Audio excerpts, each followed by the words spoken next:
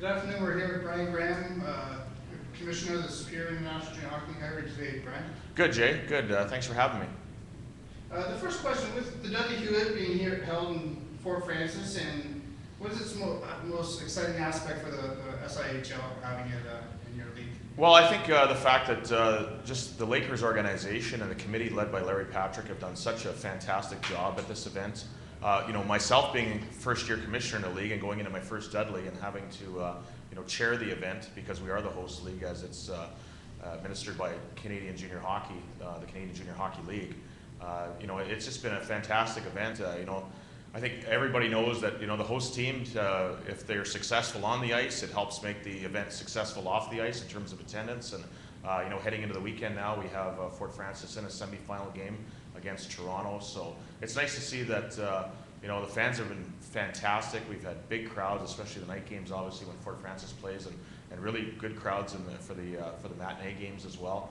So it's just been a really great event, and I know the fellow commissioners and other dignitaries that are here have been really very impressed with how things have been run here in Fort Francis. It's been a top-notch first-class event. One thing we're learning, we're based in Sault Ste. Marie. We follow the Thunderbirds.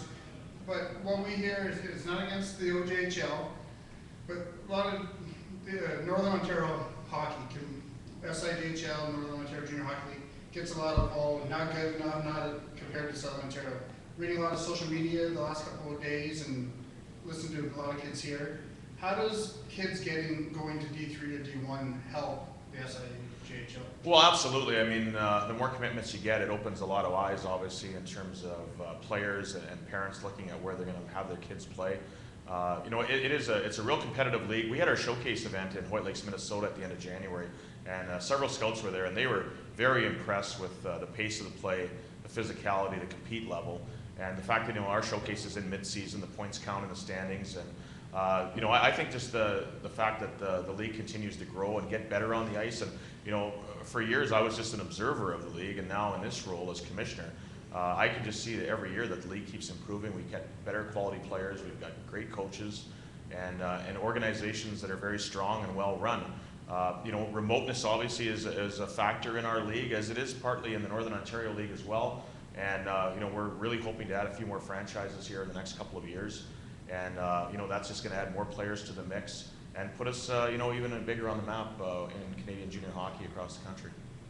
With us learning this week coming into Fort Francis, 8,000 people there, mill closed a couple years ago, did an amazing job in driving, touching the subject back in Northern Ontario. As a commissioner, how do you help these communities that are taking a beating when it comes to the economy to keep the teams there and attract players to the communities? That's a great question, and it is tough. I think a lot of the communities are starting to rebound now. I know forestry was a huge industry up here, and it's obviously taken quite a few knocks over the last decade or so. But it is rebounding in a lot of different other avenues in terms of mining, and the forestry industry is starting to make a bit of a comeback. So, but nevertheless, we just need really strong community support. We want to provide quality family entertainment at a very affordable price. We want to have our players out in the community as much as possible, helping out, volunteering their time, and all of our organizations in the SIJHL do a great job of that. So I think the more you get ingrained in the community, I think the more people want to support it.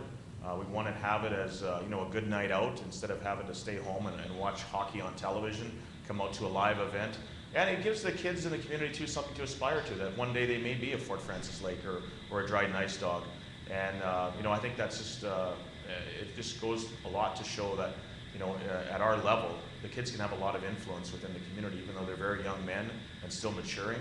But I think it's great for the foundation that we can have in these franchises. Some have been around for 14 years in our league, so they are really ingrained in the community. We just have to keep that up, and hopefully to keep people continue to support it, even during tough times in the economy. Well, thank you very much, Bryan. Thank you for having me, and thank you for coming to Fort Francis and making this event so great.